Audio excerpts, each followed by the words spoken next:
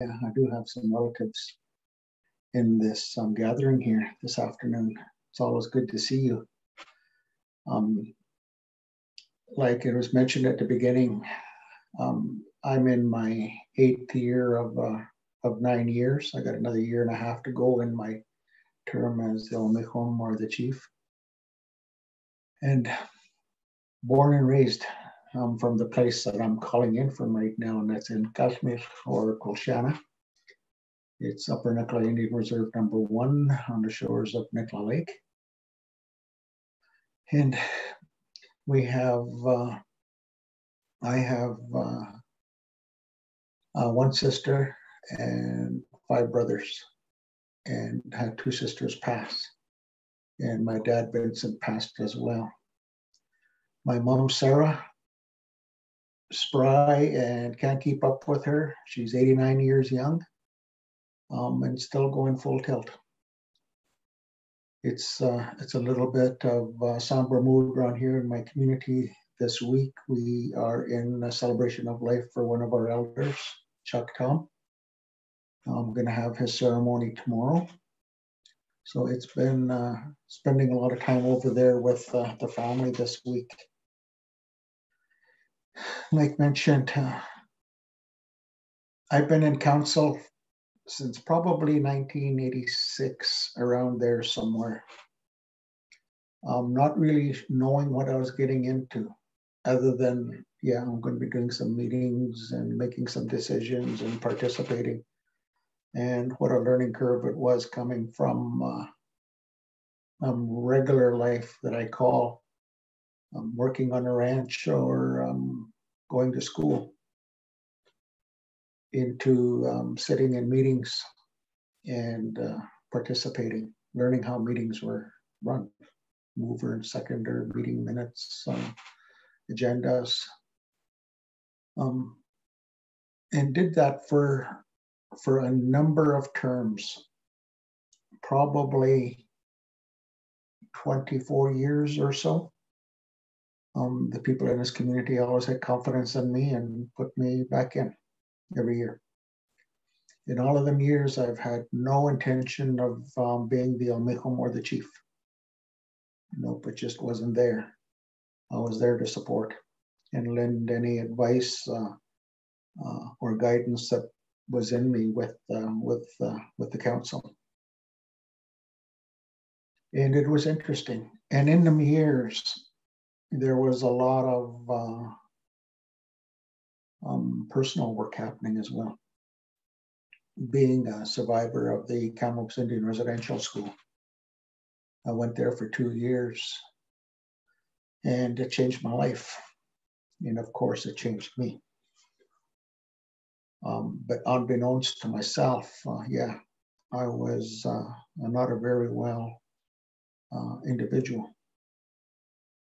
But it took a lot of hurt, and it took a lot of pain, and a number of bottoms, hitting bottom, to say, you know, there has to be something better. There has to be something, I have to do something different to live and be a part of life. So it was a good learning journey. I didn't graduate high school. I didn't know that.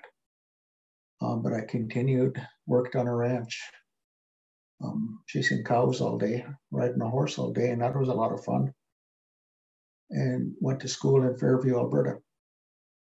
I went to school in Fairview, Alberta, 1, to get an education, but 2, more importantly, to get out of Dodge. I wanted out of home. I wanted out of this territory. I had enough. And Fairview was far enough away from home that I can get a little bit of peace and rest. So I went to Fairview and I got a diploma in agriculture.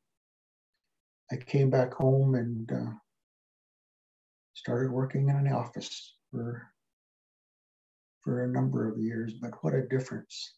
After you ride around in the range all day on a horse, chasing cows or bringing cows home, and the things we do as a ranch cowboy, it was sure a lot different sitting in the office And in them days, learning how to use a typewriter. Imagine I had my own typewriter and I had to learn how to use that thing. But I'm working from 9 to 5, and that was something else different too, because in the ranching life, you don't have any set hours on when you work, from daylight to dark. So it was a big change in life, and then getting married and having a couple of children, and having a divorce, going through a divorce, and then really changing the life, meaning dealing with the traumas that I had in me. And that in itself, it took some work. There had to be a bottom of all bottoms for me to say I need some help, and I'm going to reach out for help. A lot of us, it's really difficult to ask for help. No, I don't need any help. I'll do it myself. Thank you very much. But it was deciding one day that I was going to commit suicide. And I had colon shooting on my side, and the gun didn't go off. So with the gun not going off, and after crying for some time in the mountain there, I said, there's something different. There's something that I have to do. And I haven't fulfilled that yet.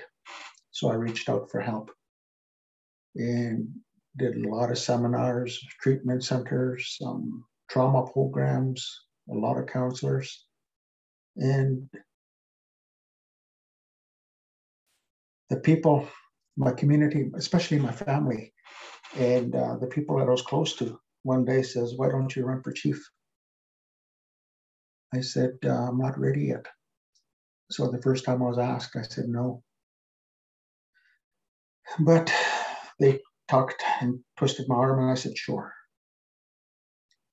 I was on council at the time, and I got nominated for chief, and I didn't make it in. So I wasn't on council for them 3 years. And then 2014 came around, and I had some family heads approach me and asked me to run again. We had a meeting right here in my house. 7 families said, if we nominate you, will you leave your name in and run for chief? After talking about it for a while, I said, okay, I will. And we had election, and I got in, the votes came in, and I won by 5 votes. I was saying, that's not a very strong mandate. There's a lot going on in our community, and yeah, I'm the chief right now, but I won by 5 votes. So I knew it was going to be challenging. And it was, right from day one, the day I walked into the office. It wasn't the most welcoming environment. We got used to the former chief, the former council, how things got done. And it was tough walking into the office. I was there for a couple of hours, and finally I said, I can't handle this anymore. So I went down to the lake and said some prayers and washed in the water and went back up. And said, well, it's going to take some time. It's going to take some time for the people that work for this community to accept that I'm the new chief, Omicom. And the only way that'll change is by how I do my work. And moved on. I said, that's the only way I can change. I didn't know the council members that were coming in other than seeing them and being friends with them, but how they work and the work that they like to do, I didn't have a clue. So thinking that day that I was elected in, I was saying, yeah, I've been on council for a long, long, long time. This should be pretty easy. No.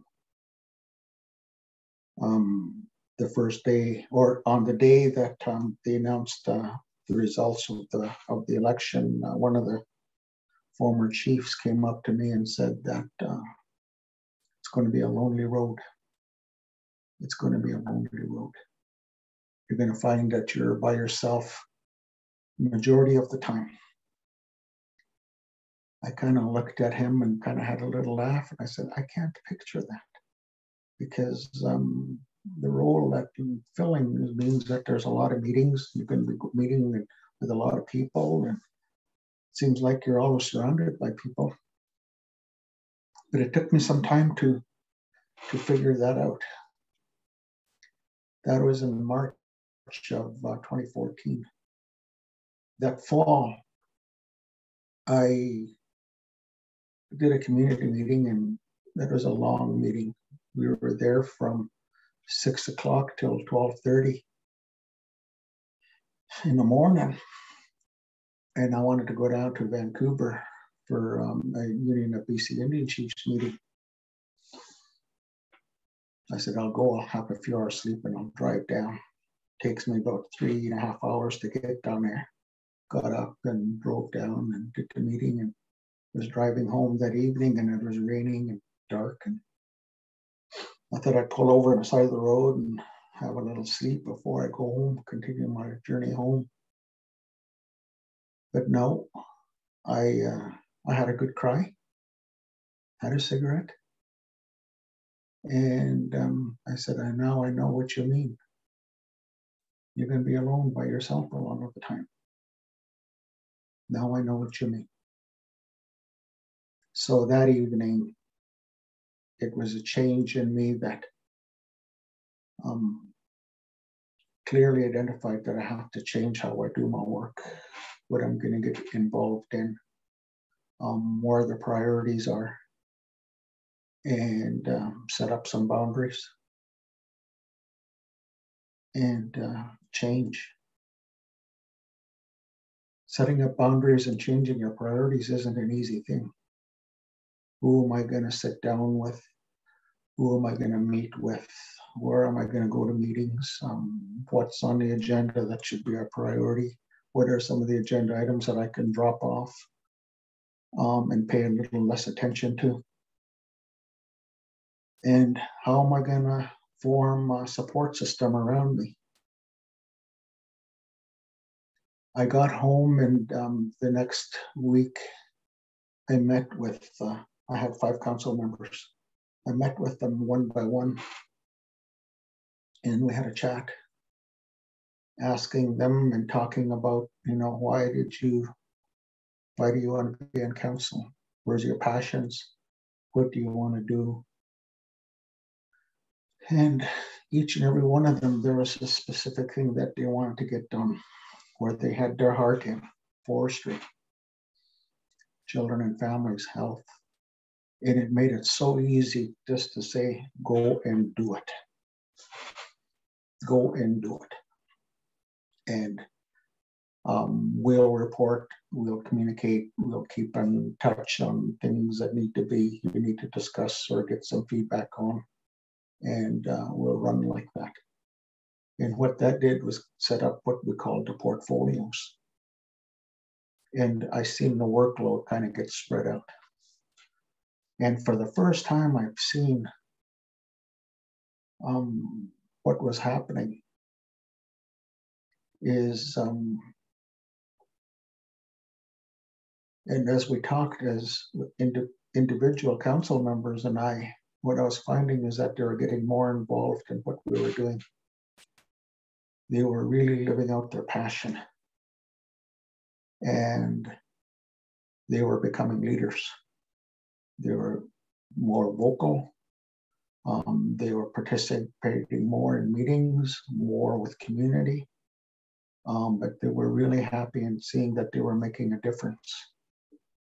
And the same thing happened with my assistant.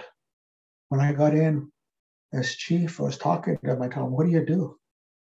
He looked at me and I says, "I do nothing. I need something to do."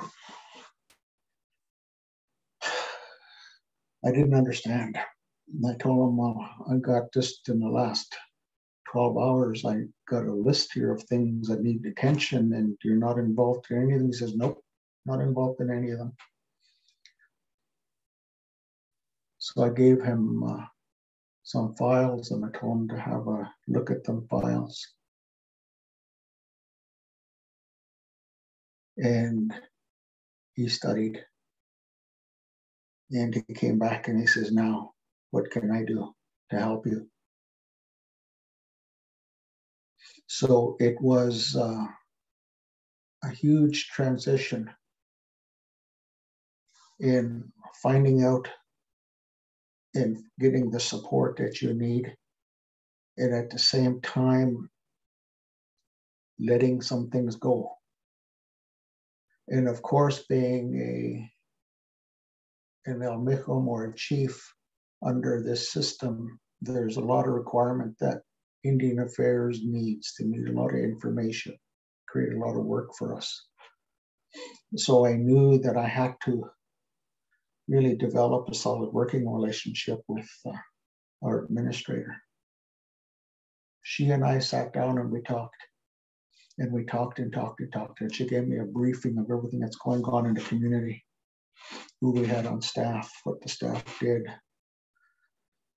And we came up with a little plan on how we're going to get all of the reporting in for Indian Affairs so that I'm not involved in it so much. And it gave her some freedom to do her work. Instead of me meddling in there wanting to know what she's doing, just told her to go and do your work. And we worked that out. It took some time, but eventually our administrator was well on her way, and I didn't have to worry too much about the finances, what the staff were doing. Everything that I did with the administration, I did through her.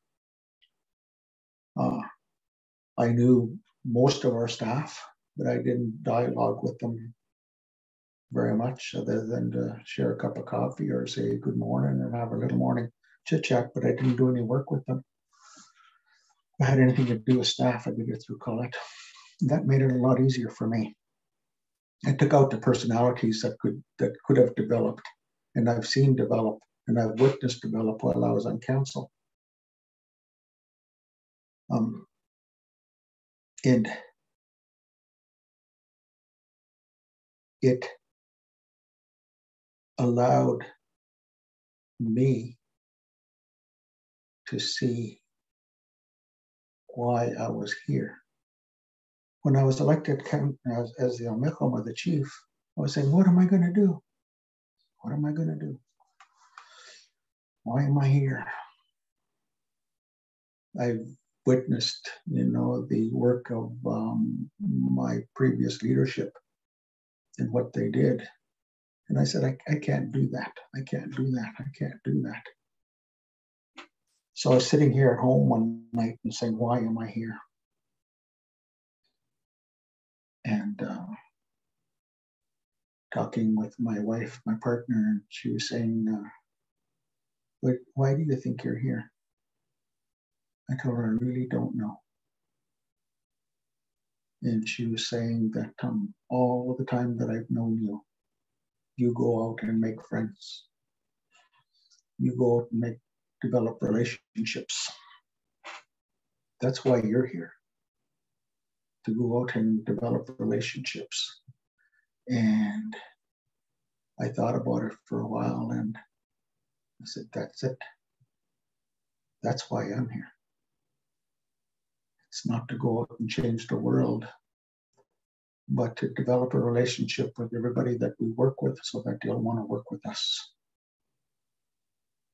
I come from a line of leadership that says everything that we got to do, we got to go out and fight for it. A lot of fighting, a lot of anger, a lot of slamming tables, a lot of slamming doors. And where I was at in my life, I said, I can't do that anymore. I can't do that anymore. I can't go out and fight. I can't go out and get mad and swear and cuss and slam things around and throw things around. It's just not who I am. So I said, the next best thing I could do to that is just get to know the people that I'm working with. as best I can. And that if we have some dialogue and develop a relationship that is based on mutual respect, then maybe we might make some change. We might get somewhere. And my brothers that are on here know that. They've seen it.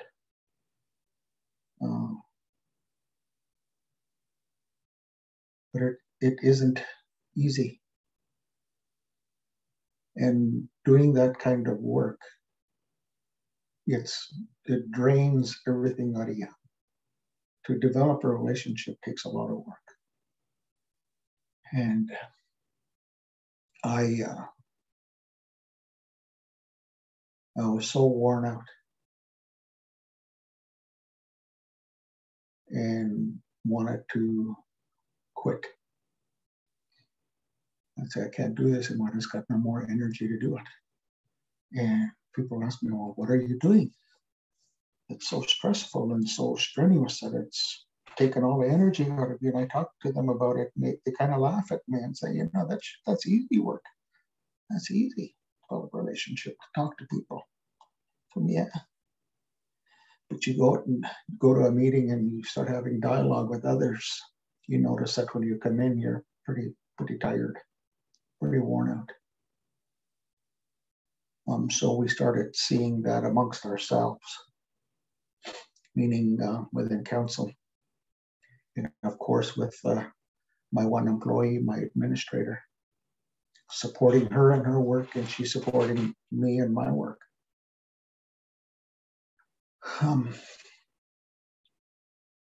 So I knew what I was here for. And with that, it brought up some more dreams, that I call them, of ensuring that I don't have to worry about the administration too much. And how am I going to do that? How can I do that? How can I support Colette and as the administrator to take everything that we need to get done in our community, ensure that all of the program dollars that we get from Indian Affairs is being spent where it's supposed to be, and go out and lobby for more if we need it. And we knew that we had to change how things got done in the office. We needed supports in the office. And that's how I got to know these ladies, the First Nations Public Service Secretariat. She wanted to go that way. I said, Colette, go that way. Go over there and support. Go over there and find out and bring back all of the skill sets you can from a group like that. Bring it back. And let's see what we can change in our admin office to make it a lot more stronger. She did that. And with the assistance of a group like this and others, come in with a huge change in how we did our work. Our administrator came in one council meeting and she says, this was in October, and she says, by the end of March, I have 30 policies that we have to review and approve on internal organization. We kind of chuckled at her, 30 policies. She says, yeah. Finance, admin, law, policies. Oh my God. Kind of laughed at her and I said, okay, let's get to work. I said, you get to work. And she went out and she started working on it. And it was amazing how much supports we didn't have, or how much guidelines we didn't have in the office to do the work that we're doing. We come up with a problem and we find a way to resolve it. How we processed payables, how and when our checks are written, the authorities on the checks, the bank accounts, the authorities of the department managers, human resource management. Made some major changes in the administration And all of it didn't come easy. One, to put into place, and two, for our staff to follow it, but more importantly, for our community to understand. For example, I'm going to see a doctor in Kamloops. And previous to us changing policy, you come in, if I'm going tomorrow, I can go in today and get a check for medical travel to go to Kamloops tomorrow. And one of the changes that we made is that if you have a medical appointment in Kamloops, make sure you're in here 2 weeks before your appointment to process the paperwork so that you have your check the day that you're going to go and have your appointment in Kamloops. Oh my God. This place went nuts. So many angry people on just how we process a check. You can't come in now and ask for a check, and we're going to run upstairs and write you a check, and away you go. Our finance department was running on nothing just to meet that demand. So it took some time, but eventually our people here, they didn't like it, but they accepted it.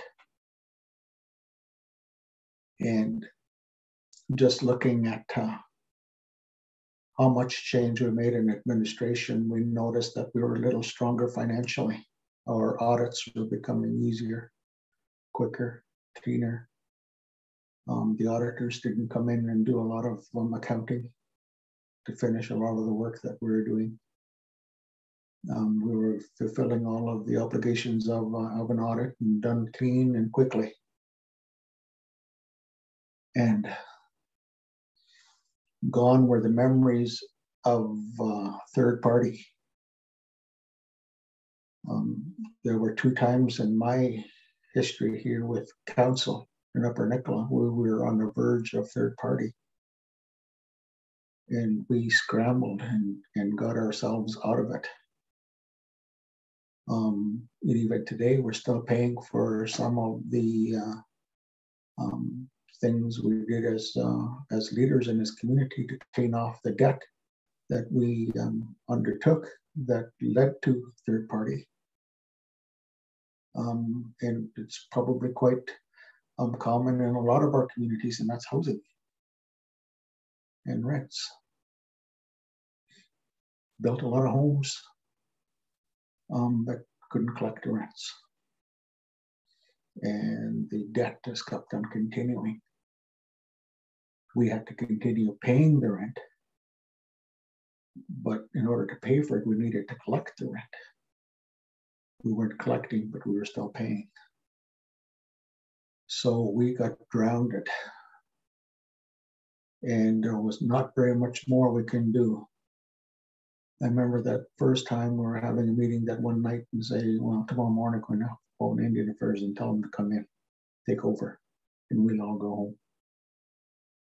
How awful that feeling was. So we made that decision, and we showed up next morning and we said, no, let's change. We have to do this. We have to. So we had a number of meetings that day and found a way where we can buy ourselves a couple of weeks, talked with the bank. They can give us a month. And it was like that for a couple of years, going from day to day, check by check, just to ensure that we were meeting our obligations and services were still being provided to community.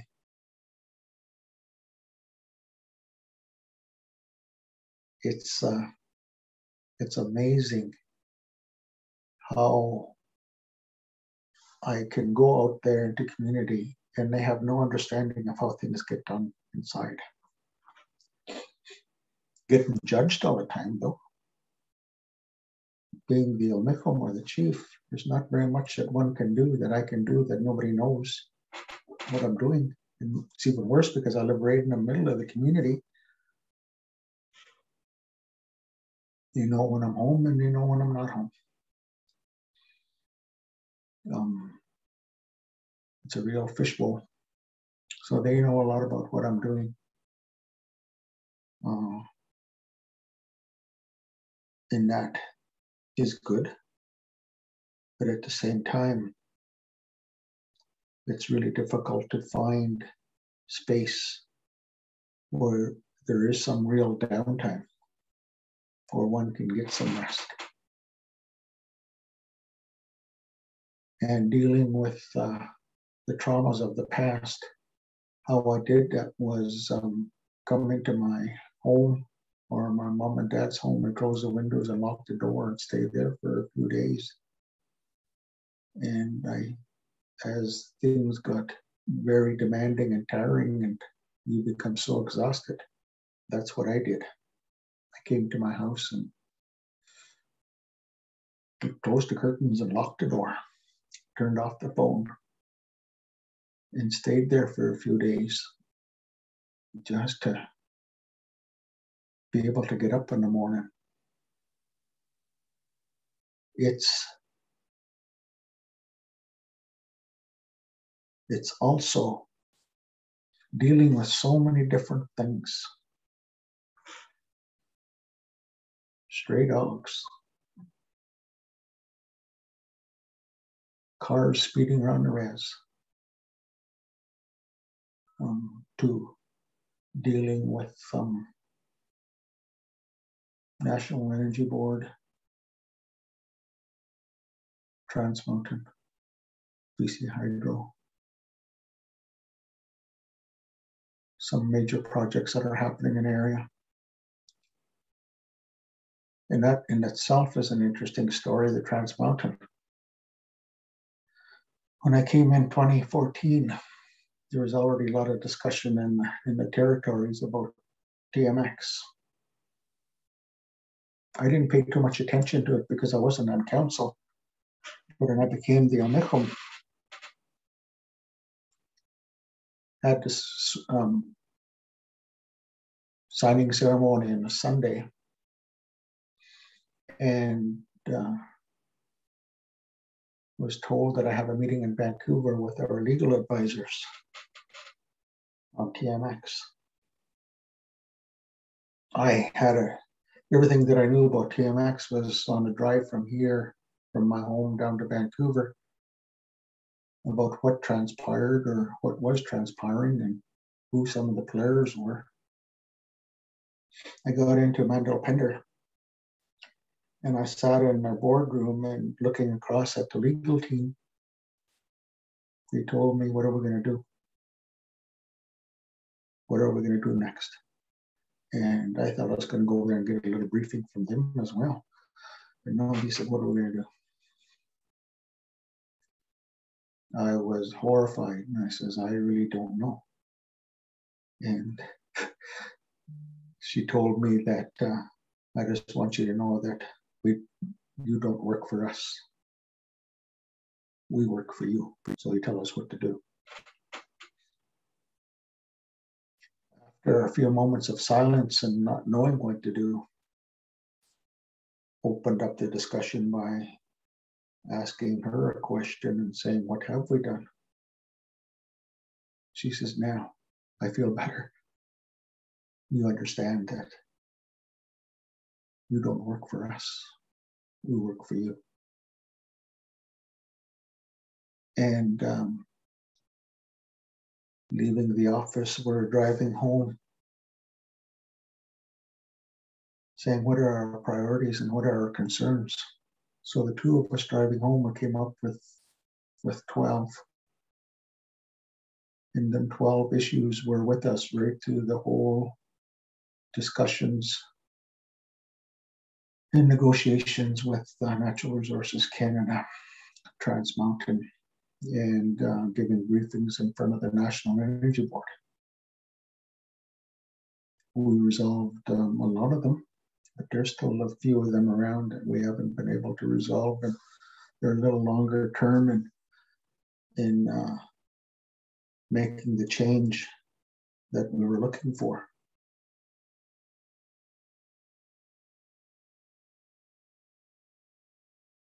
It is amazing that I don't know if any of you have ever went before energy regulator, like at the time National Energy Board, that's now Canada Energy Regulator. when we were doing our presentations.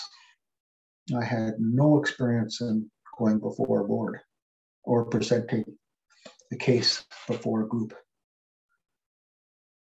Every time was the first time. And very scary. I look back and say, how did I get through that?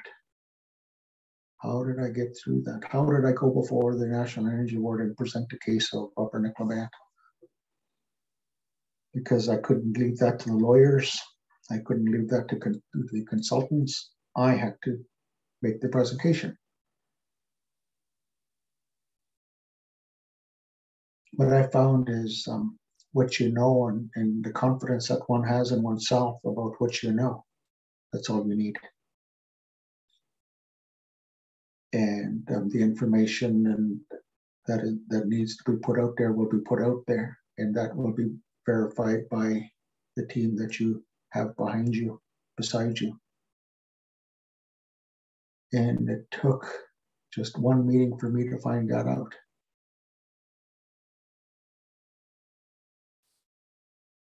And as things went along, some of you may know that while there was negotiations, for example, with Trans Mountain Expansion, TMX, there were some First Nations groups along the way that went to court because of the decisions being made, or the decision made to go ahead with the project, and with the recommendations that were made on approving it. We didn't agree. We were one of 6 that didn't agree and went to court. Had to find an enormous amount of money internally. And working with our administration team and with the council, we were able to find the resources that we could afford to hire our legal team to present our case. And that was because of the benefits of us having a really solid management system. We were able to find the resources that we needed internally. But going through the process,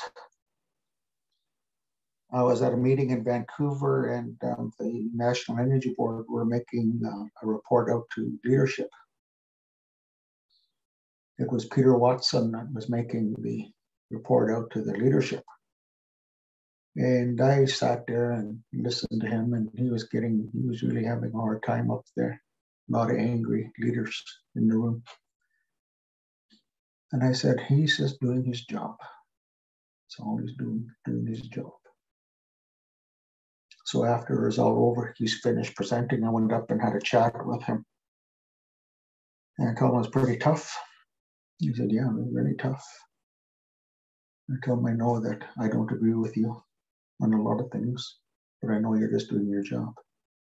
Your directions come from higher up. He was saying, yeah. But anyways, we went to the court case, and we're given notice that the decision would be made on August 30th. He had, Peter Watson and I, the chair of the National Energy Board, we communicated on Wednesday evening, or 2 days before, on the 28th, 2 days before the announcement. And we talked about the whole process. My info to him was that it's been a tough haul on us, on me, on our council, and our community, and our nation. Regardless of what the courts decide on the 30th, we will all have come out at the other end of losing. The court may say TMX was right, or the court may come out and say, Upper Nicola, you were right. But irregardless of the decision, there's still a lot of work that has to be done. So I advised him that irregardless of the decision that was going to be made, I still want to work with you. and we'll finish off the work that we started. And I sent him a video that I did, or a little share that I did down in Vancouver. A lot of you may recall that a few years ago, there was a lot of talk about reconciliation. Province was talking about it, the feds were talking about it, and yeah, reconciliation. And I gave it a lot of thought listening to the two leaders and to the governments talk about it. And I was saying, I really don't understand what you're talking about.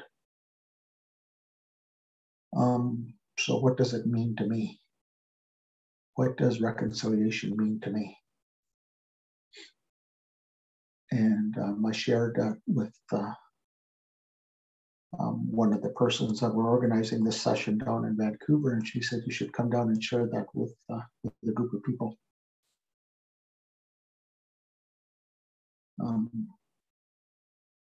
I agreed. I went down to Vancouver, went into this place. It was like a theater. And she brought me in. And she said, this is where everybody's going to be sitting. And you're going to be down there. And there's going to be a spotlight. We ask that you don't go outside of that spotlight because the cameras are going to be on you and the microphones are going to be on you in that spot. So please don't wander around. I looked at her and I went over there and I said, no, I can't do this. I didn't tell her. I just let her talk and share her sharing me what's going to happen and everything. But I already made my mind up that I'm going to walk out of this building, get into my car and go home. There's no way I could stand in that spotlight. No way. I said some words going out to the crowd and everything. And I got to my car and I had a really good cry. And the realization is that there's a trauma-based realization that while in rescue, I made a rule up that says I'm never going to stand in the spotlight because I must have been in a spotlight for that priest to look in the classroom and call me out. So I made my mind up that I'm going to blend in with everybody else. There'll be no light on me. Maybe I'll never get picked again. So that was the formation of my whole life. And I was sitting there having a good cry, and I said, yeah, today's a good day to take care of that. Let's stand out in the light again. I went back in and did my presentation on reconciliation and what it means to me. And before I can venture into reconciliation, there's a lot of work that I had to do in myself. There's a lot of reconciling that had to happen here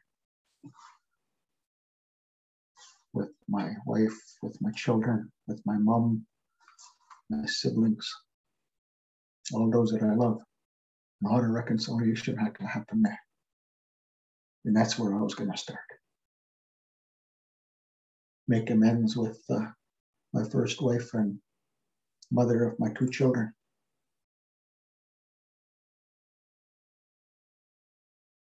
When she and I were going through a divorce, we finalized a divorce by signing the papers. One of the last things she told me is that, Harvey, I really hope you allow someone to love you.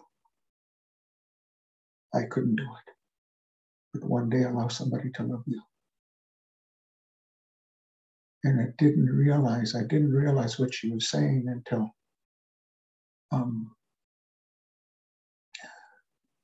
going through that session where I had the spotlight on myself. I didn't have a clue what she was talking about. So there's so much that one has to do inside and be able to share that in a good way with a number of different people so that they can go and do what they have to do when it comes to self-care and really finding the gift that we have inside of ourselves. And there's a lot more things, but I think that it gives you a little perspective that becoming a leader isn't always in the office or isn't always at a meeting. It's about how one conducts himself or herself when things aren't going so well, when things are tough, that you find a way to ask for help or to listen to others, or have someone just sit there and listen to you. Powerful, powerful, powerful. And that's how I get to know people that are hosting a session like this. They came in and helped our community. We were able to reach out and ask others for help. And now we're in a position where we are now talking about getting out of the Indian Act. Tough discussions in council right now and in community. We as people know that Indian Act inside and out, but we know it in our way. And if you talk about doing things differently, it usually goes back to the way Indian Affairs or the Indian Act 9124 says what you can do or not do. So now we're talking amongst council and talking in community about the Indian Act. And we want to do things differently. And we have a vision of 5 years down the road that the Indian Act is going to be put in the corner and pat it on the head and say, thank you very much, but we're going to go and do this now. And that's pretty dang exciting. And it allows one to think a little bigger, see the horizon further. And that's where we're at right now, but it's tough. It's tough. Because there is a lot of our people still hold on to that Indian Act, even though it is so damning to us. They hold on to it pretty tight. So I'm excited about it tomorrow. And just looking at how we select our leadership, what that's going to look like in the future. Certainly a lot different than what we have right now. Working with a person named Satsan. He came in a few times and talked about the Indian Act and had a presentation with the community. But we've started something here that's so huge, and that is a few years back I had a meeting with our Kustam team as our grandmothers. After talking about children and families. And we went into our pit house and we talked for 2 days. We finished them talks and the grandmothers all got up. I don't know if you've ever had that opportunity, but a bunch of elders came around you and surrounded you. That's pretty scary. They came up to me and right there, he said, it's not your job to look after our children and our families. It's ours. Give it back to us. So we've done that. Now children and families, I'm there to support them, but they do all of the work. And we are on the verge right now of adopting our own adoption law as it relates to children and families. And that is huge. That's going to be our first law that we're going to adopt into our community. Huge, huge, huge, huge. And they did all of the work. Can you imagine a bunch of elderlies, yayas, sitting around with Satsan talking about Bill C-92? Oh, there are so many questions, so many laughs. But at the same time, that one elder got up and says, I thought joining the grandmother's group, I was going to sit around and knit and sew and drink some tea and visit. And here you are making me a politician. One of our leaders stood up and says, no, we're not making you into a politician. We're making you into a leader. She was looking and she says, oh, okay. I never want to be a politician, but I can lead. That was their response. So it's pretty exciting. I will stop there.